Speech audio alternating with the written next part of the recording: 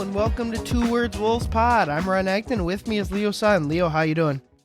We're back at it again, Ryan, and it seems like time's a flat circle because the Wolves have beaten up on some bad teams, lost some good teams, but I'm enjoying it. I don't want to take it for granted. It's a good time anytime the Wolves win basketball, but at the same time, try not to get too ahead of myself. But overall, things are good. We're here in California. I'm here in California, and it's raining, and no one seems to know what to do when we get a couple inches of rain here. So it's been a little bit wild out, but I'm alive.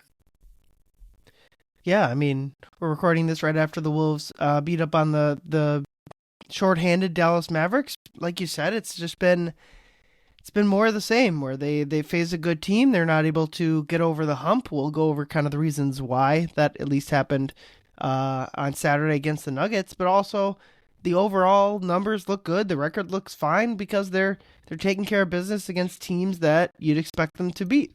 And aside from maybe the game against the Lakers where Luka's at, I don't think there's been a game outcome where you can be too happy or too frustrated about what happened. Where, and I guess the win in Portland to open the season, I would say would balance out maybe the one bad loss they had as a solid enough win.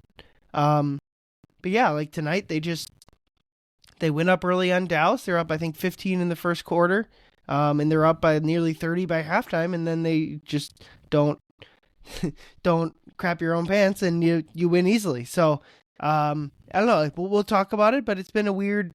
If you told us at the beginning of the season they'd start 9-5, I think we all would have went, yeah, that's fine. Maybe you'd like to see an extra win or whatever. And probably feel a little bit that way now, but ultimately 9-5 is if they go 9-5 after every 14 game stretch, they're going to win 50 something games and get a playoff series with a chance to go from there. So I don't know, not much to be gigantically thrilled with, but nothing really to be dooming about either. Yeah, anytime the Wolves are getting a win, but also that the crowd is getting free chicken. It's always good vibes. It brings you back to Luka Garza, against the Denver Nuggets in that Game 6 blowout.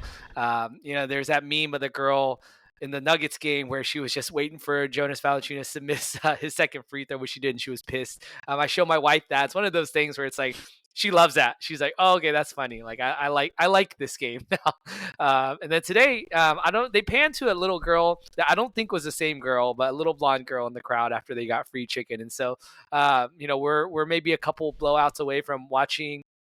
I don't know, maybe in this case, Joe Ingles firing off T-shirts on the T-shirt cannon, a victory. Maybe too early in the season for that, but it's good vibes though when they do win and win by a lot, and you get to see a lot of the younger guys play, which we'll talk about a little later as well. So. Yeah, I guess before we dive into the main chunk of the podcast of things we actually want to talk about, I guess we'll just kind of recap the win over the Mavericks a little bit. Was there any takeaways you had? Another slow game from Ant, but also at a certain point you're up by 30 plus, and it's hard for me to get any sort of riled up about a poor shooting performance again from him. Ultimately, I thought Randall, I probably put in that category. Yeah. 4 from 16 from him, but Naz Reid was phenomenal. But I also sometimes it's just like, I don't know, they went up by 30, so it's hard to like be nitpicking anyone's play out there. Yeah, I think besides what you said with Randall and Edwards not playing well, it was always good to see Naz Reid back at it. We won't, rehash some of the things that we've talked about a lot with personally what's going on with them. But 22 point, 12 rebound, double-double is really awesome to see. And just in 22 minutes, this is the old Naz Reid that we've been waiting for. And it seems like we'll talk about him a little later. But if we get this, for the rest of the season, the Wolves are going to be looking in good shape, especially I think the two guys that stood out to me, Jaden McDaniels, he only had 15 points on 4 of 6 field goals, but he cashed in 3 of his triples, just looking super confident with that three-pointer.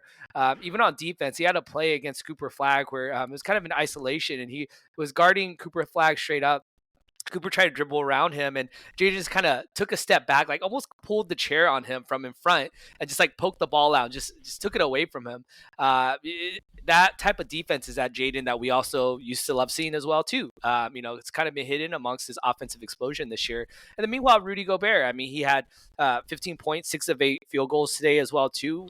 It felt like this was one of those the classic Rudy Gobert floor raising game, where it's just, the Mavs are starting a two-way guy, and they just don't have any other size, really. I mean, they have Cooper Flagg and PJ Washington out there, but they just cannot match up with Rudy Gobert out there. So he's just, especially in that second half in the third quarter where they pulled away, he was just grabbing so many missed amp bricks or any type of jumper, just putting it back in with ease. And so, yeah, it was good to see them being able to take care of that, because that's what we come to know them as. So, yeah, it was good.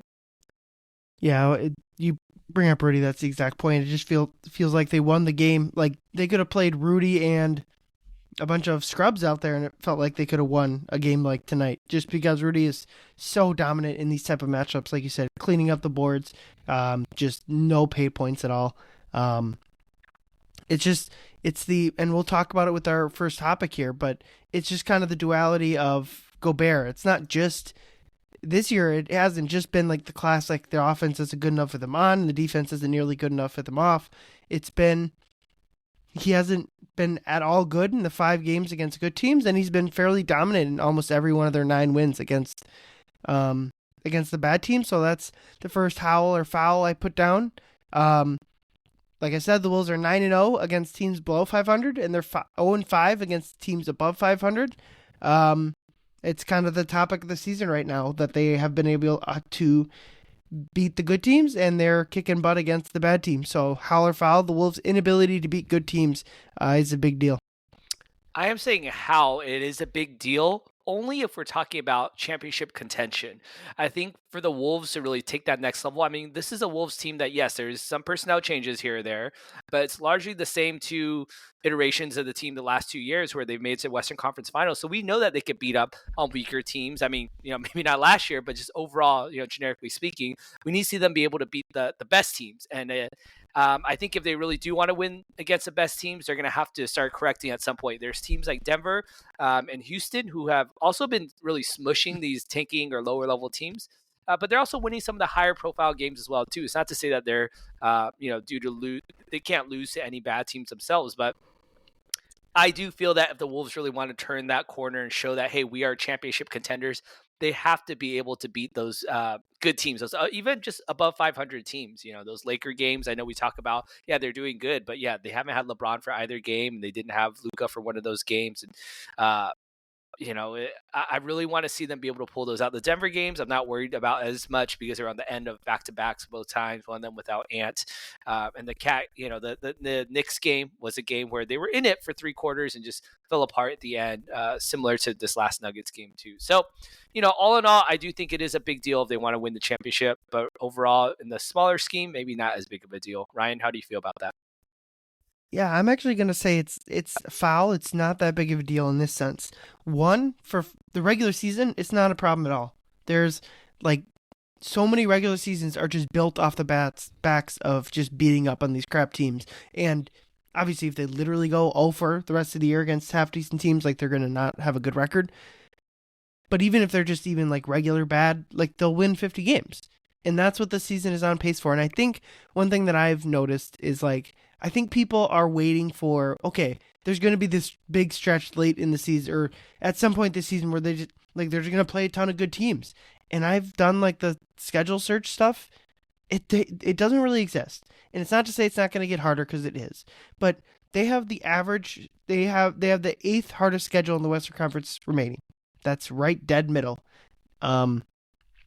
It's not going to get harder on the aggregate. It'll get a little harder, obviously, but it's not there's a couple teams that just have a brutal schedule left, and obviously we're less than a quarter way in the season. But I think because the Western Conference is so tough, we think that there's going the whole schedule gets tough, and again, it just doesn't. For every they get to play the Jazz 2 more times. They get for all these tough games. They have 2 against New Orleans coming up. It comes back around. So for the regular season, I don't think it's an issue at all. I have every confidence they'll keep winning at a 9 out of 14 pace or whatever.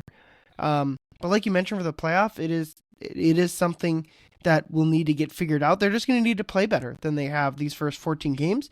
And why I don't think it's a big deal yet, it's because that's like months away. And I'm just kind of not willing to worry about it from this sense, especially because, yeah, Denver beat them pretty handily, and it'd be hard to argue that Denver isn't anything other than just straight up better than the Wolves by a fairly sizable margin right now.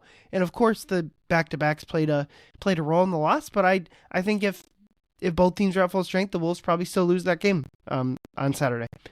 So it's not to say that the Wolves can't get there, because that's kind of why I'm not worried about it yet, because there's just so much season left. There's so much time left for the Wolves to get better, and I'm just kind of waiting to get more of a sample size to see if they can iron out these issues, get the defense better, and reach the ceiling that they need to hit.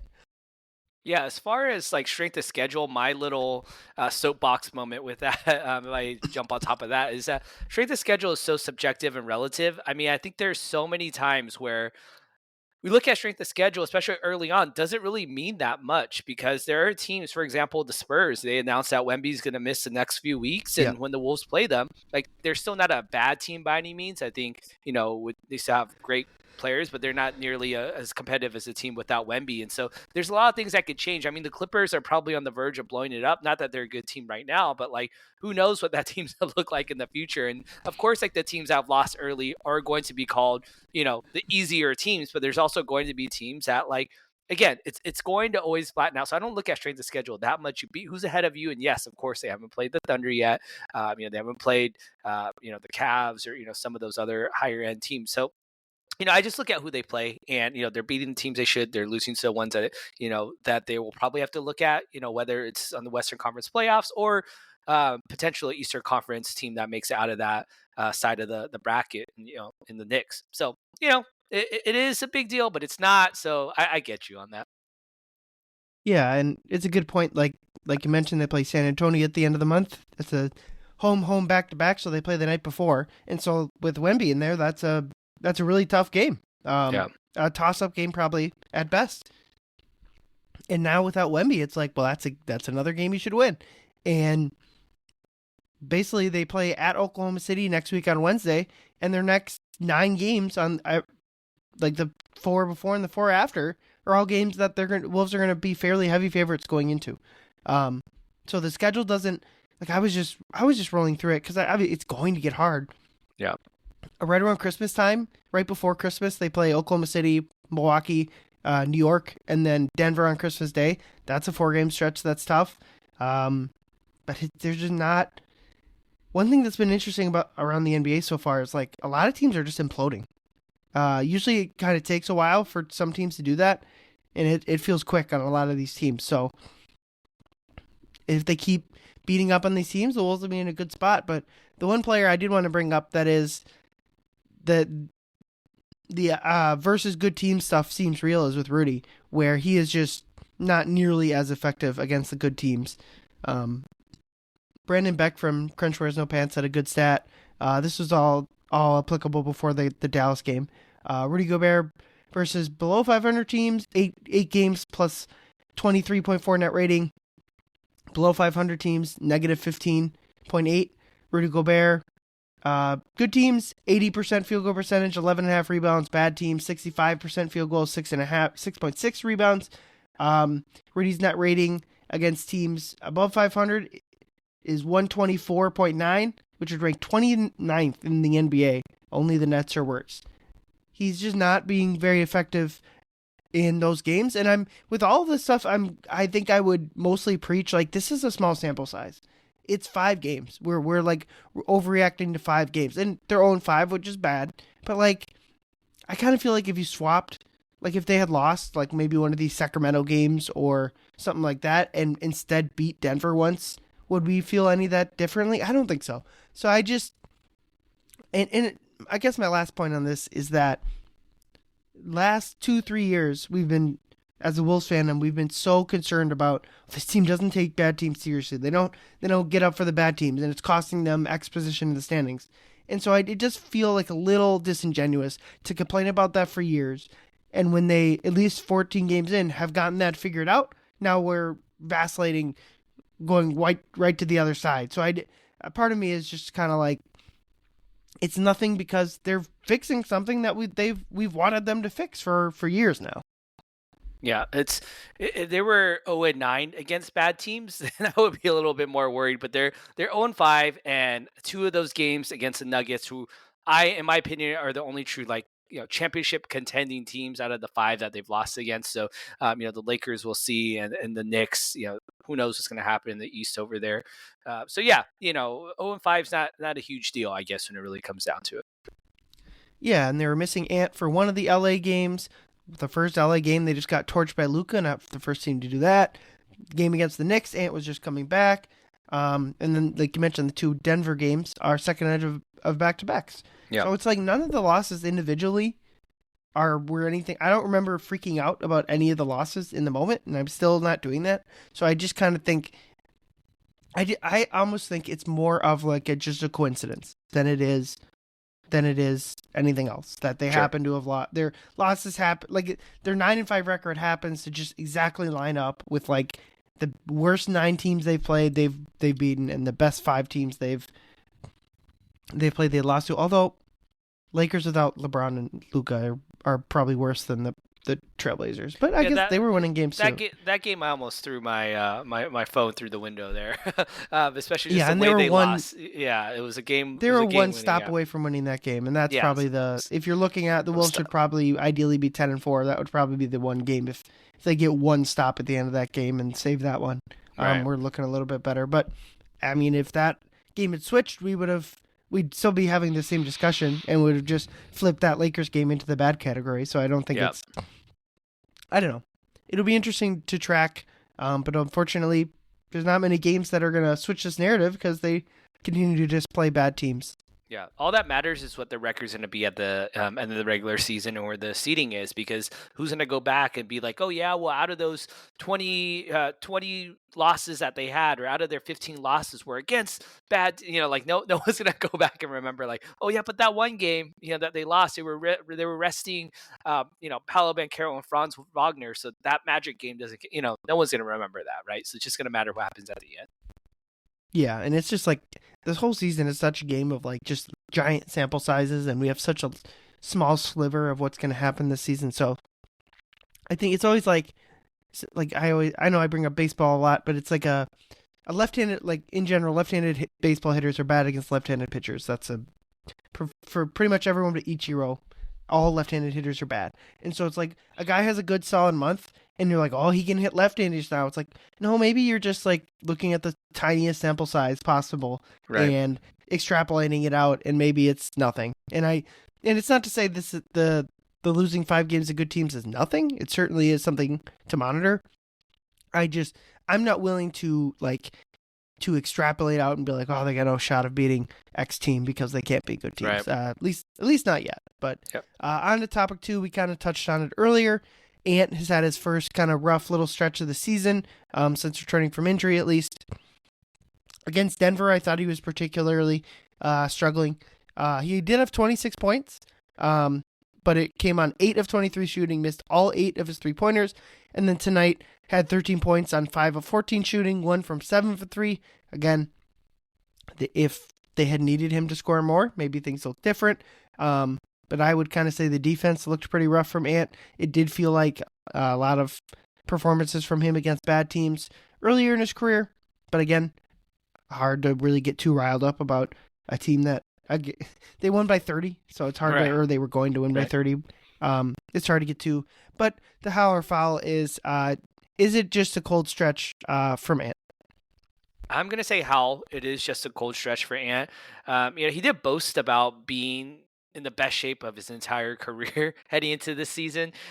So I feel like I'm not going to let the Denver Nuggets game was on the second end of a back-to-back. So, his legs weren't there.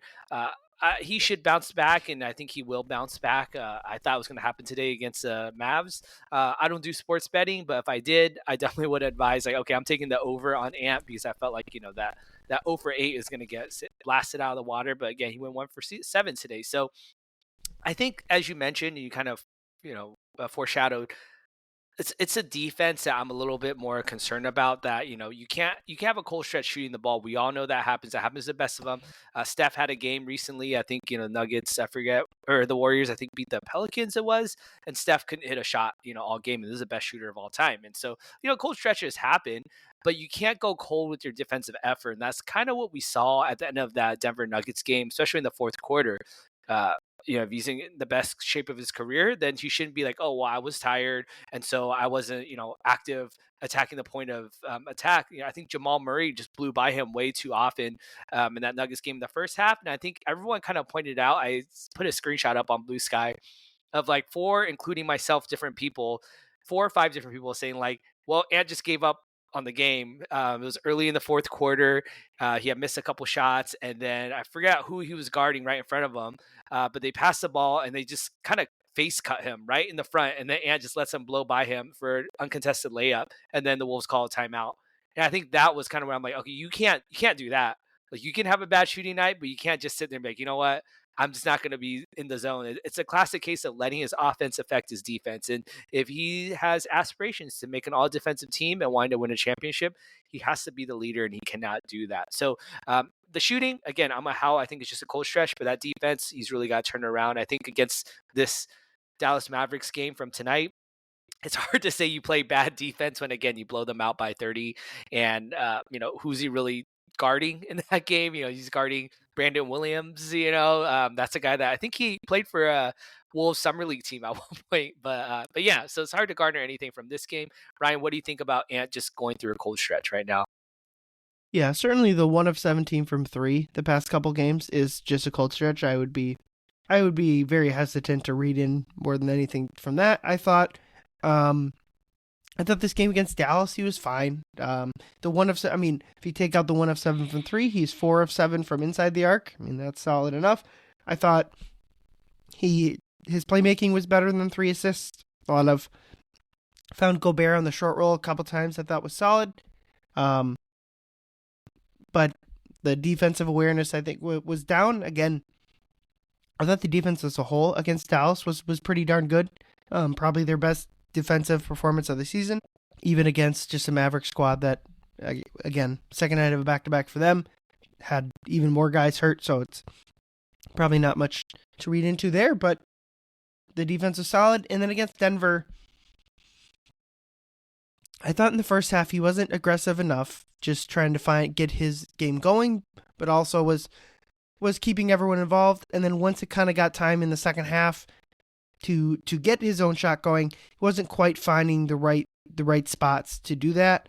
And I wouldn't say the shot selection was bad in that Denver game. Maybe you can pick out a few that weren't great, but it was more like just picking his spots of when to pass, when to go attack the bucket. He probably would have wanted a couple more foul calls, although he got to the line 12 times, which I think that's great to see, even on a night where he's not shooting well.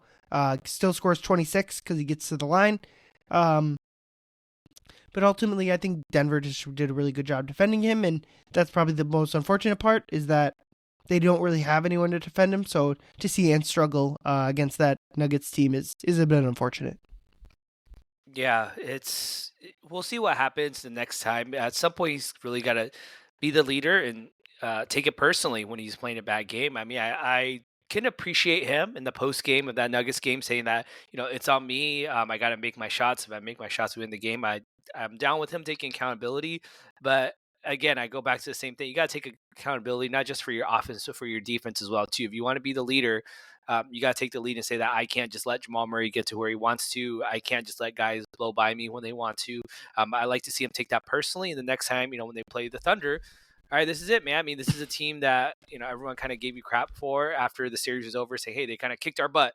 And whether or not they did, and that was true, he also cannot just be like, all right, well, they kicked our butt in the postseason. I kind of haven't shown up enough, at least, to get a win for my team in these last 5 games against above 500 teams. And let the Thunder do the same thing. He has to be able to put his money where his mouth is on the defensive end. And I think the offense will follow. His offense will easily come around. Yeah, and especially, the 3-point shooting, I just have such confidence that it'll rebound it. Alan Horton said it on the broadcast tonight. It more or less just feels like he's getting the misses out now and Right, banking right. the makes for later.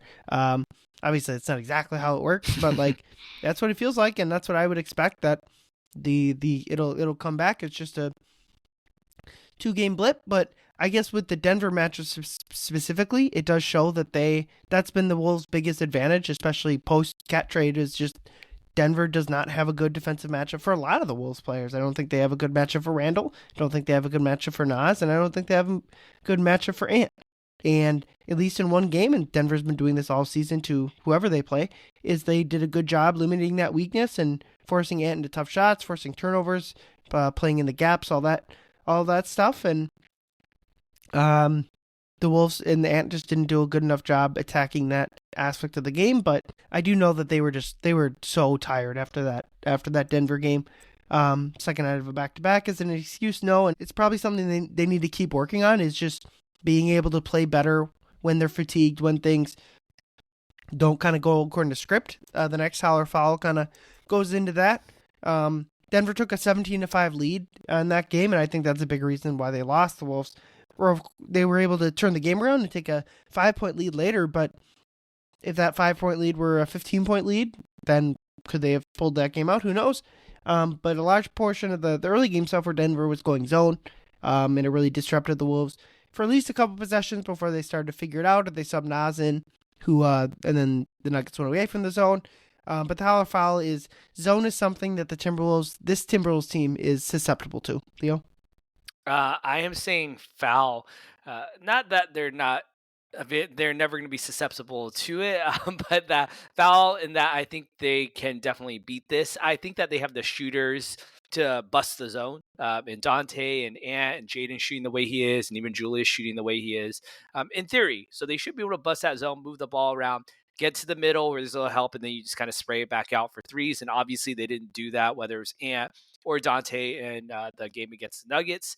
But it's hard for me to say it with the straight face though, because I still have that feeling. I remember last year when they played against the Milwaukee Bucks. I think they were without Giannis, and the Mm-hmm. Bucks completely flummoxed the Wolves by running a zone defense for basically all of a fourth quarter, and the Wolves just did not know how to beat it. And they ended up losing.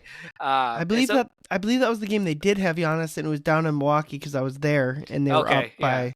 This was like one of the last games of the season, and the Warriors lost at the buzzer to the Spurs. Thank you, H Barnes, I think it was, and that that's right. that counteracted the loss where the Wolves kind of like controlled their own destiny again. But yeah, it was like that was a bad loss. Yeah, I they were remember up that last big. They year. were up like 15 or 20, like in the fourth Right. quarter or something like that. And I just remember Kevin Porter Jr. picking the Wolves Ugh. repeatedly off lazy passes.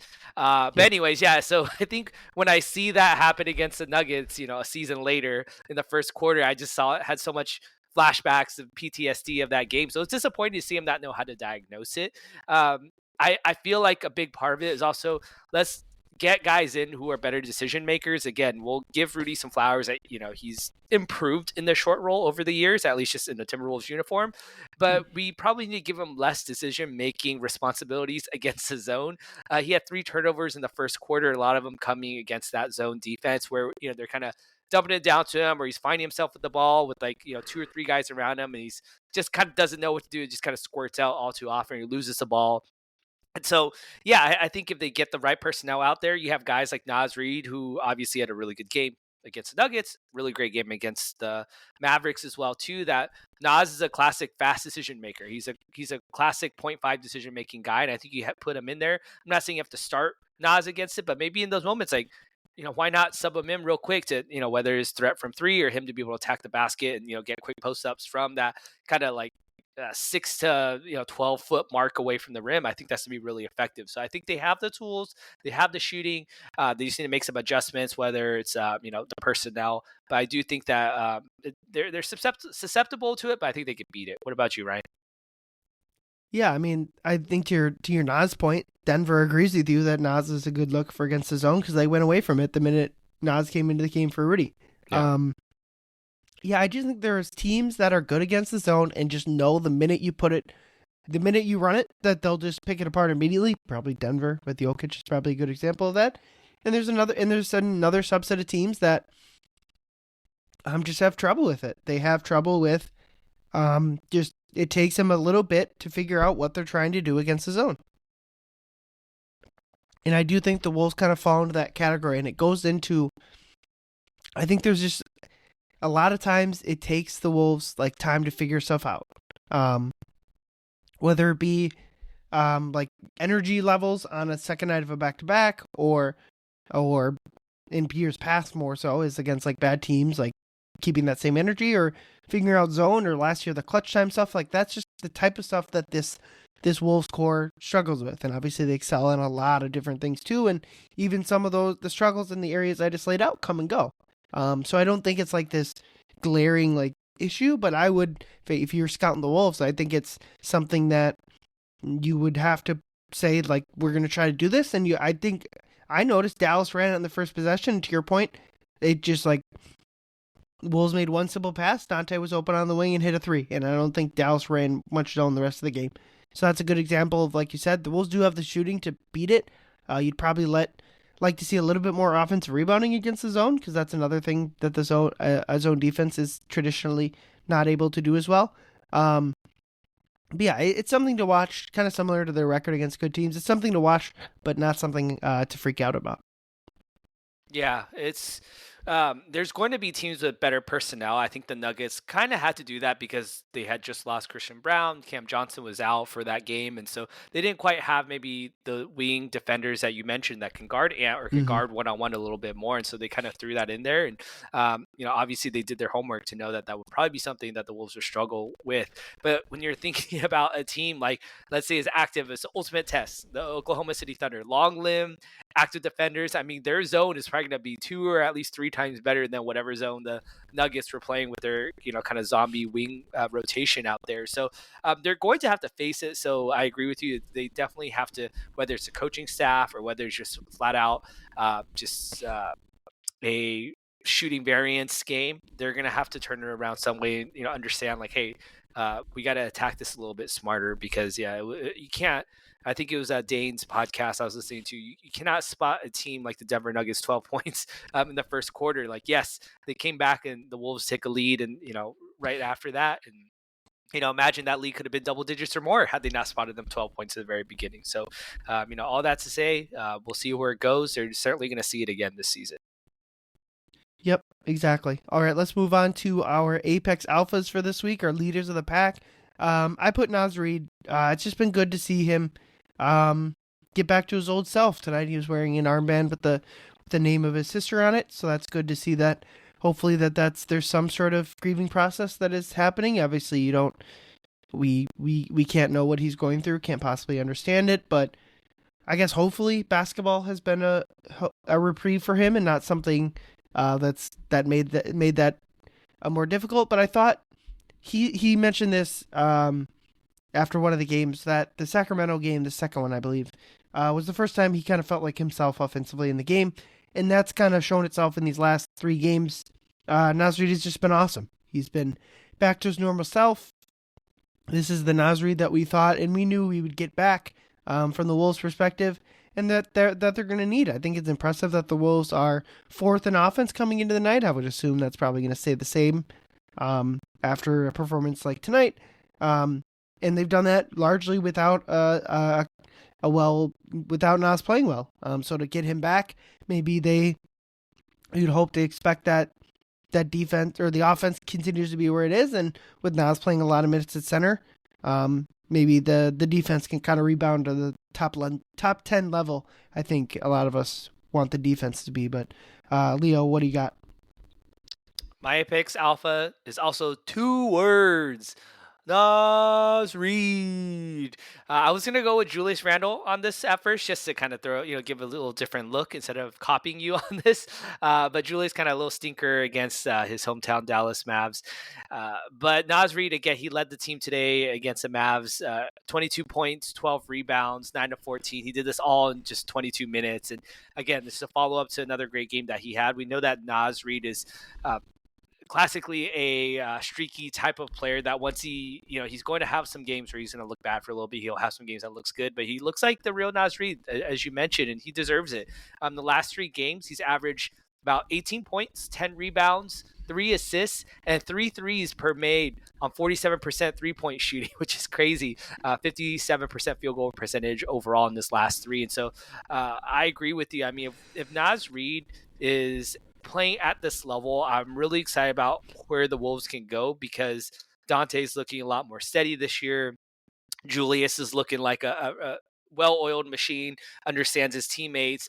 Ant is, again, few bad games here, but for the most part, Ant's been Ant, and Jaden's really emerged as well too. So you're really kind of honing, 4 or 5 different weapons that could really go off once Naz is back. And I think the bench has really suffered without Naz playing the way that he is. There isn't a Nikhil to come in to be able to help kind of ease some points in for the bench. Naz has really needed that, and he struggled for reasons that maybe on and off the court, but it's just really happy to see him play well. They talked about it on the broadcasting against the Mavericks that he had just played in New York and New Jersey, and that was tough for him because of obviously being so close to home, family and friends all being there. And so yeah, hopefully that's that game, and then this game against the Mavs, and even he had a good game despite a loss against the Nuggets. He feels like, again, we never want to rush that process with them of moving forward and grieving. It's going to come and go. He's going to have. This doesn't mean Naz is never going to have a bad game again, but he absolutely deserves Apex Alpha this week. I agree with you, Ryan. Yeah, and I mean the biggest flaw in the team right now is still the defensive minutes without Rudy, and I just think the biggest way to clean those up is just to have Naz playing better on that end of the court, and probably Julius too. And we've seen from the Naz angle of it, we've seen that the past couple of games, and especially tonight. Obviously, not a good offensive Maverick squad, especially with the players that were out there tonight.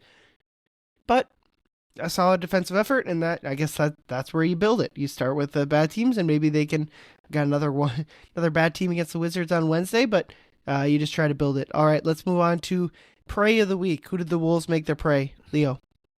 I'm going with the Mavs old guys, and I mean that in D'Angelo Russell and Klay Thompson. I feel like, Ryan, we're not necessarily going at D'Angelo Russell purposely, because I know we've teased him enough on this pod, especially in recent years. He was one of our praise of the week last season. And yeah, I mean, he was regulated to basically 10 minutes of garbage time today on essentially a tanking team. I mean, doesn't get much lower than that. I know they don't have a lot of healthy bodies, but I mean, you got someone like Brandon Williams, who was playing the G League like a season or two ago, starting over you.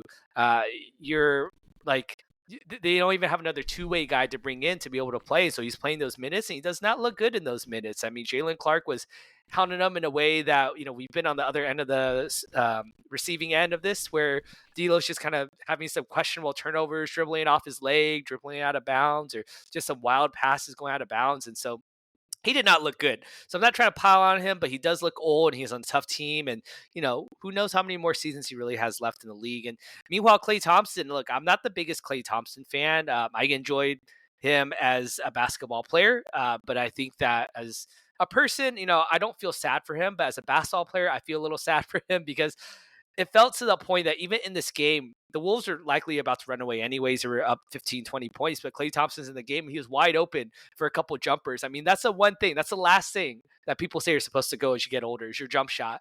And he's wide open for three, and he just can't make it. And you just feel like, the crowd even just kind of like, oh, like, come on, we want to see a Klay Thompson three, and you just kind of felt bad for him. It's like eventually he made a couple jumpers, and he's like, yes. And even the crowd kind of gave him a little sarcastic cheer, I think. Good for Klay, but yeah, he's just kind of a shell of himself. He's watching his friends over in Golden State. They'll still probably retire his number in Chase Center eventually, but just seeing them, going for maybe another championship run or at least a playoff run, knowing that, look, you're not doing anything with Dallas this year, and, you're signed for a couple more years, and you can only hope maybe to get bought out and maybe spend your time just riding the bench somewhere else. But yeah, the Mavs old guys, those are my praise of the week.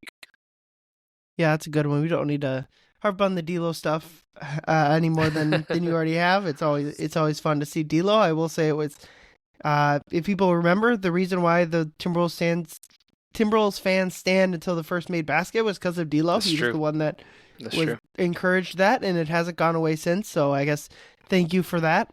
But yeah, I think that's a good one, especially after this last game. The Mavs are in a rough spot. We talked about the Nico Harrison stuff in our last episode, but I mean, Flag looked fine in this game. It's hard to second night of back-to-back with half their roster out. It's hard to take anything away from it. I thought it looked fine enough. You can see the talent that's there. So that's kind of their silver lining. But it's just gonna, I don't know. It'll be interesting to see where Anthony Davis ends up. I think that would be the move that I would encourage them to make, especially with they have their pick this year. Um, that would be a move to just, they probably already are at the spot just to pack it in, and get whatever player you can.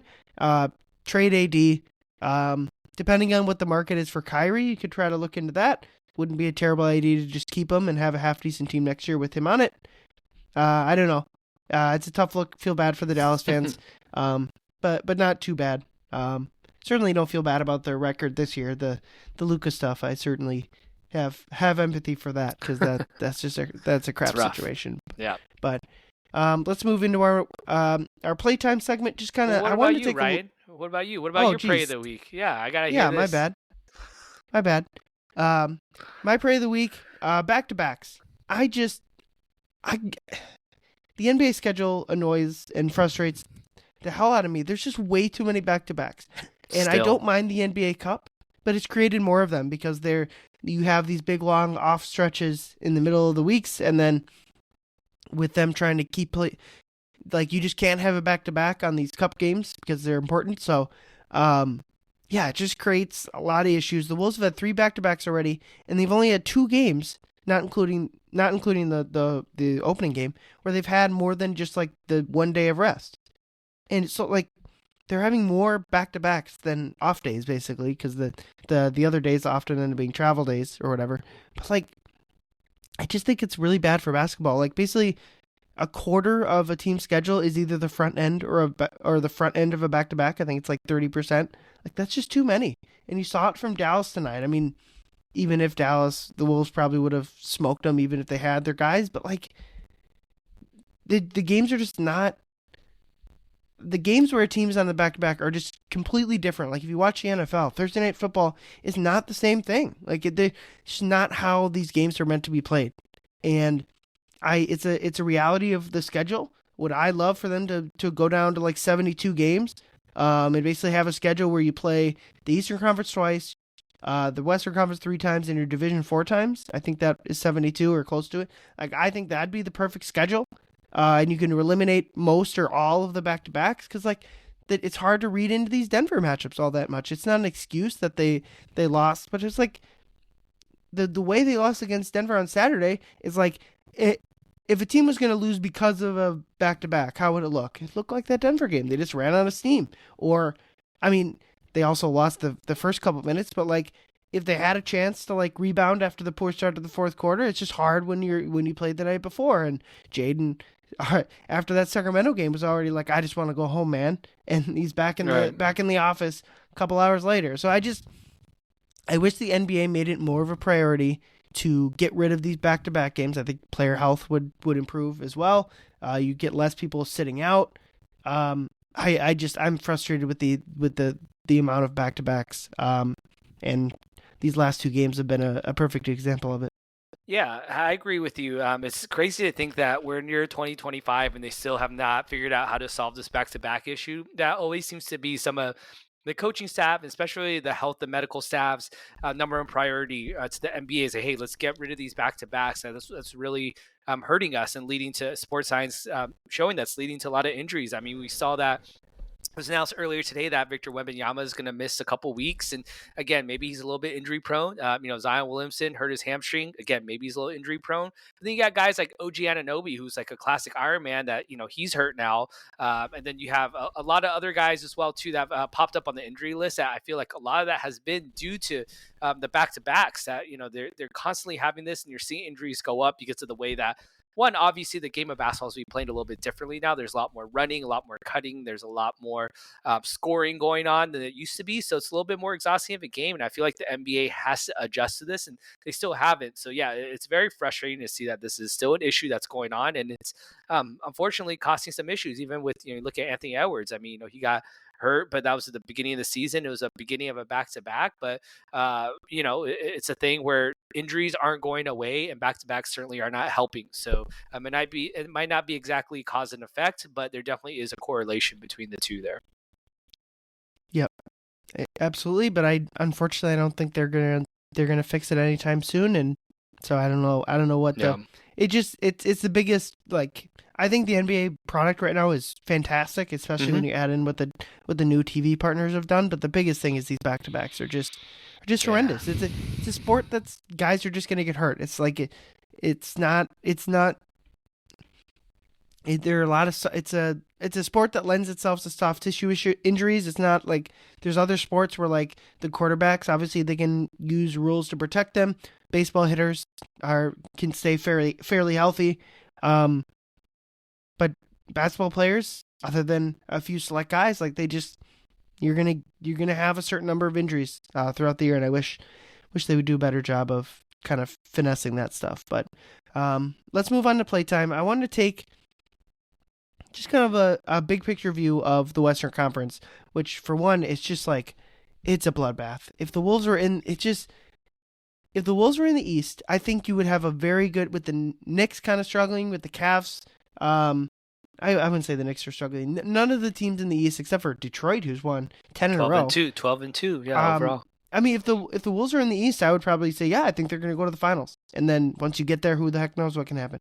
And in the West, it just kind of feels like right now, the big worry is, like, if Denver's going to keep winning today games, and they lost to Chicago tonight, so Wolves can gain ground there. But if Denver is going to stay in the top three, which it just seems like that's going to happen, the Wolves are going to have to go through both of Denver and Oklahoma City to make a finals.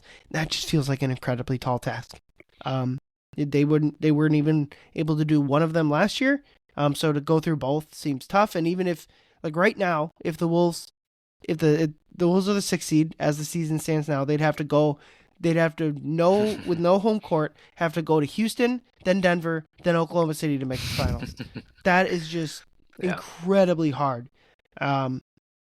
So if there is, like, I don't know, you really hope for no injuries, but, like,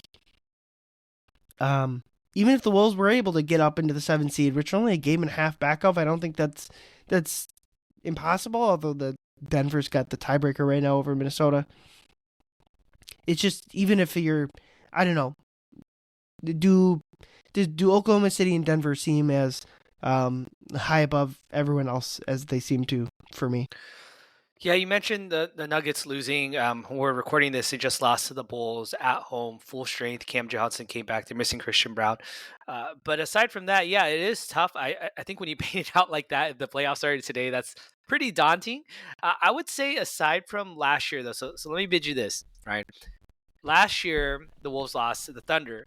The Thunder were obviously the heavy favorite to win that series. Now, if you look at all the other series before that we played in the last couple of runs, the Western Conference Finals, the Warriors, the Lakers, and then you have the other teams that they played. They beat the Nuggets, they beat the Suns. Those 4 series, the Wolves, I don't think were favored in that. Now, obviously, the Warriors lost Steph Curry, and so yes, the Wolves were probably favored after that. But in the beginning, they probably weren't favored, and I feel like the Wolves are favored before the Golden State series. Yeah, but they had the lower seed. Right? My point that they were Vegas favorites. Okay. All right. That's fair. Well, what I was trying to get to is I feel like the Wolves play better when they're kind of having to size up against their opponents. Yeah. Clearly not this season, obviously in the regular season, the 5 games so far. But I do feel like, okay, they want that test as much as, like, we want to kind of, like, tiptoe around certain matchups. You can only do that so much in the West, like you said. You're going to have to face 2, if not 3 of those teams that you talked about, whether it's the Thunder, the Nuggets, or the Rockets at some point. And so we'll see what happens the long season. At some point, the Spurs looked like they were probably better than the Rockets. And now they lose Wemby for a couple of weeks, who knows how long. And so the Spurs are kind of tumbled down a little bit. The Lakers, I feel like, yeah, they've kind of, they're 10-4, but again, a lot of these teams, even I look at the Rockets' record, they played a lot of easy teams. They have not played a lot of above 500, even contending teams so far. And so, it's too early for me to feel like, okay, well, the Wolves are just going to be kind of treading water while we're trying to chase those other three. I definitely think the Wolves still can't beat the Nuggets twice, and then that math changes very quickly. Where now Nuggets fans or even Rockets fans like, man, we got to go through the Thunder and the Wolves in the playoffs. And so, yeah, I think it can go either way. I do appreciate the fact that Wolves are even in the discussion. I feel like during the offseason, there was a lot of talk about the Wolves. Okay, well, maybe they'll be in the play-in. They might not even make a top 16. By some people like, oh, well, the Clippers are looking pretty good. They got a lot of talent, and don't sleep on the Grizzlies. The John Morant's back, or even Dallas Mavericks. If AD's healthy and they got Cooper, and everyone's looking good, maybe they'll contend. But I mean, they're so far down the list right now that they're not unrecognizable as teams, and so teams I think will naturally drop off. And I appreciate the fact that Wolves are probably a lock for the top, I would say, five at this point. Hopefully, top three or four. I do believe in this team, and it is tough, but I think the Wolves are up to the task. Yeah, if it does play out how I would guess it would play out, that Oklahoma City is very confident they'll run away with the 1 seed. They probably win like 70 games, to be honest.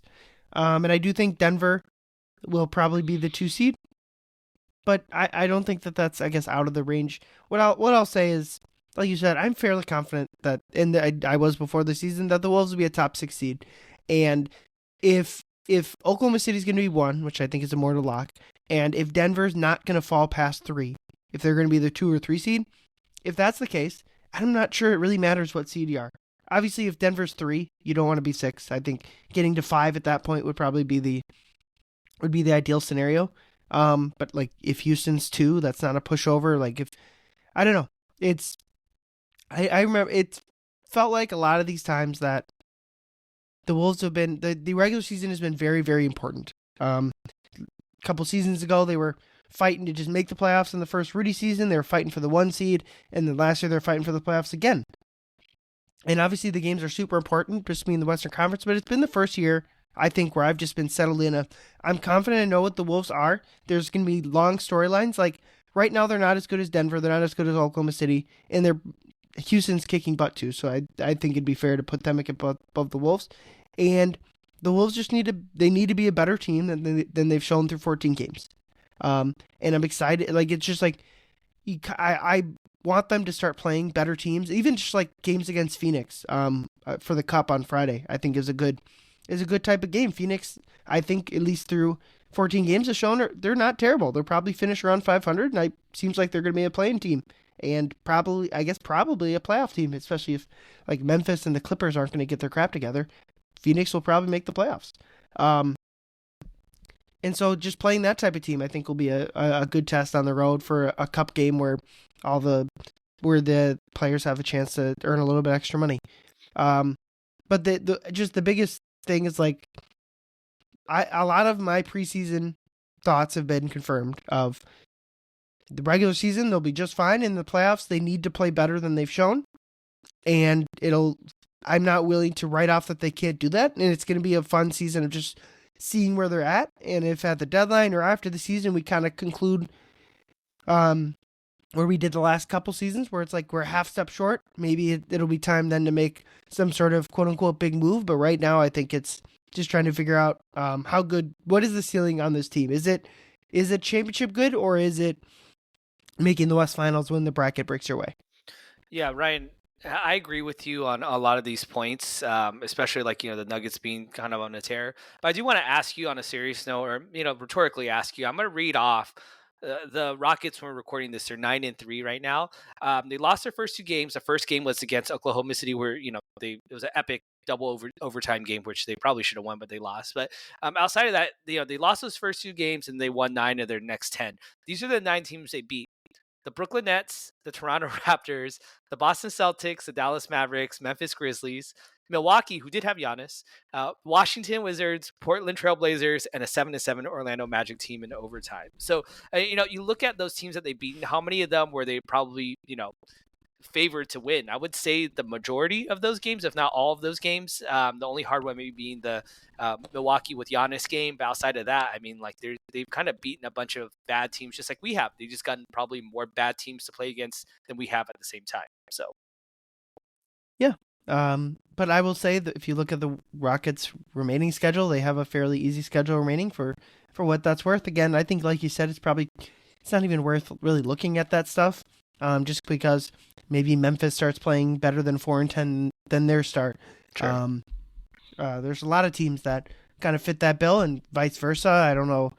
You can probably pick. I mean, I don't think the Pistons will win at a 12 out of 14 pace. I they'll be pretty darn good, but so it's probably not worth diving into it too much. But I think the Wolves are in a good spot, and it'll be, like I said, it'll be interesting to see what it's.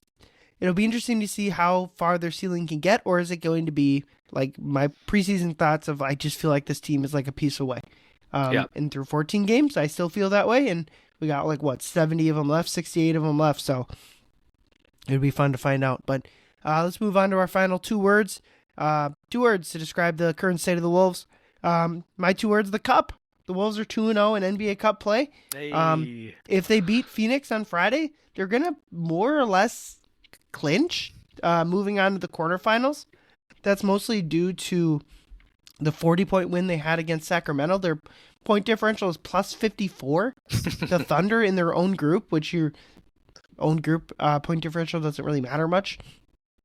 But they're just so far ahead of everyone else that if they beat Phoenix and even lose to the Thunder in a 20 point, 20 or less to the Thunder, they're gonna make the next round. The problem is, I think this is how that works. They'd be the 4 seed, and they'd have to play Oklahoma City, which would give them a 5th Oklahoma City matchup on the schedule this season, which is not ideal.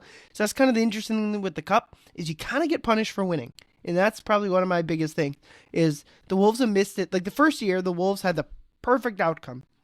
They went 3-1. They didn't have the point differential to advance. They got 2 easy replacement games on the schedule and beat them both. And last year was close. They went 2-2, got 2 easy replacement games, and won them both. So they went 5-1 one year in the Cup games and 4-2 in the next. I would bet that's probably as good as anyone else is winning 9 of your 12 Cup games, including the replacement games. So, but if they win on Friday, they'll be advancing, and maybe you can beat Oklahoma City and get that 1 seed and go from there. Yeah, Ryan, I love that you respect the Cup. I think what I'm hearing you saying is that I'm gonna see you in Vegas next month for a couple of these Nope. Cup games. Unless you're paying, you're. I don't have that day. I don't have that day more money. I cannot fly you out, unfortunately. Is that who I asked? Is that who I submit? That's who you gotta ask. That's who you gotta ask. That's who I submit my my receipts to. Yeah. No. But I think, Ryan, I do get what you're saying. That yes, it may be worse for their overall strength of schedule of opponents when you look at the 82 games in total. But I think that's kind of a deficit-based thinking. I'm trying to think asset-based thinking here, okay? Where it's well, they get an extra look at the Thunder. That yes, they may, acquire extra half-game loss or whatever, but they get an extra look at the Thunder. Imagine if they beat the Thunder, whether it's in the Cup game or in their group play or whatever it is. That's going to help their confidence. I mean, this is a team that, as Ant said, or I said earlier in the pod, they got their ass kicked by the Thunder in the Western Conference Finals. And so why not, start testing to see how you're going to shape up against them now. And I think Ant's always primed for those big games. He wants to get revenge. They lost to the Mavericks and Luka and the Mavericks, let me say that, in the postseason, the Western Conference Finals 2 seasons ago, and they took it out against the Mavericks last year. They beat them, especially in that they literally ended Luka Doncic's time as a Dallas Mavericks on Christmas Day. And so, I think Ant takes those games personally. He had a game-sealing layup in the end of that game. And so I do think that he'll turn out for those games. I think he'll be good. And Ryan, at the end of the day, who knows when the Wolves may win an NBA championship, but who knows when the Wolves might win an NBA Cup championship, right? I know that it's silly. It's one of those things doesn't really mean anything. No, but when you're a Timberwolves team that doesn't have many banners to put up other than the fact that you won your division, I think once ever in your history, anything that goes up there winning wise would be great. So, I'm not against it. We'll see what happens with that. I'll move forward, Ryan, with my 2 words. I'm gonna go back to my Apex Alpha. 2 words: Naz Reid. I think as much as we all embrace Naz Reid, not just us as podcasters or media members or just fans of the game, I mean, think about the community of Minnesota who has really truly embraced Naz Reid. I think that is probably the most popular player on the team outside of Anthony Edwards. When you think about community wise, I mean, people aren't getting Anthony Edwards tattoos, on the people aren't bringing Anthony Edwards towels all over to sports events around the world and things like that. So Naz Reid is more of a cultural icon than he is a basketball icon for Minnesota at this point. And I think to see Naz, we talked about how well he's been playing, but to see him embrace in a community that, again, when he's going through such hard times, I feel like the community is really rallying around and really rooting for him. Like, they aren't booing him when he's doing bad. Yes, it might be a little frustrating when he's not playing well, but the community knows that, like, this is someone that they care about, and to see him play well, that means a lot. And I think he knows that, and that's probably part of a big reason of his calculus on why he chose to stay in Minnesota, where he could have chased more money to go elsewhere, because this is a community and a team and a city that he loves. And so again, just super happy. Anytime I can use two words, Naz Reid. I don't get to say Naz Reid to other people here in Southern California, but I'd love saying it on the pod with you and to any of our listeners. To you, I say Naz Reid. Yep. It's been a interesting ride, unfortunately, for Naz to start the season, but it's just been, like you mentioned, just for everyone and for him especially, just to see him rebound. And I think we all expected it too, but it's been good to see, because they're going to need him, and to a certain extent, he's going to need the Wolves and the community, like you mentioned. So good to get him back going. More than anything else, just off the court stuff. But looking forward to the next Wolves schedule. They got Washington on Wednesday. How many wins do the Wizards have? 2? Nope, just 1. And then they get at Phoenix. Like I said, Phoenix is above 500. Yes, are they a good team? Yes, I don't know. Up to you. And that's a cup game, like I mentioned. If they win that one, they're almost certainly going to advance to the quarterfinals, the final 8. And if they lose that one, it's you're gonna have to beat Oklahoma City, which that's been tough for pretty much anyone to do. Between those 2 cup games, they play Sacramento again. Shout out to your Sac boys out there. I'm sure. Oh God, yeah, how did they end up? Yeah. They had Halliburton and Fox, and they just have nothing. What happened? What? I'll go back. Kings. I know. I get that this is like revisionist, but like the Halliburton for Sabonis trade is just. I get that, like, the Beam team year was fun, but it's impossible not to think about if they had traded Fox or something. I don't know. Who knows? Yeah, or just not drafted Marvin Bagley over Luka Doncic or any of those, like, really Wolvesian level, kind of blunders there. But, thankfully for us, we made it to the other side. Sacramento, I don't know when they're going to be. It's going to be a while for sure. Yeah, and maybe it's an interesting sliding doors moment, because maybe that Beam team years has some parallels to the Jimmy year, and the Wolves kind of went into the. Sure. But they were able to keep Cat and keep like that part of the team alive, and so once they got good, they still had Cat. I don't know. It's Sacramento, buddy. I'm sorry, Sacramento. I'm sorry. Yeah. But yeah, after that, so they play 1.5 good teams with Oklahoma and Phoenix, and then listen to this: home Boston, home San Antonio, 2 against New Orleans, home Clippers, who look bad, home Yikes. Phoenix, home Memphis. Like, that is just other than the at Oklahoma City game, they're going to be favored in like 9 of their next 10. Yeah. So hopefully they can keep piling wins. Leo, you got anything else? No. Again, I'm going to try and enjoy the wins so they come. It will get harder later. So in the meantime, let's just keep it rolling. Absolutely. Well, for Leo, I'm Ryan. Thank you, everyone, for listening. Get home, drive safe. Go Wolves.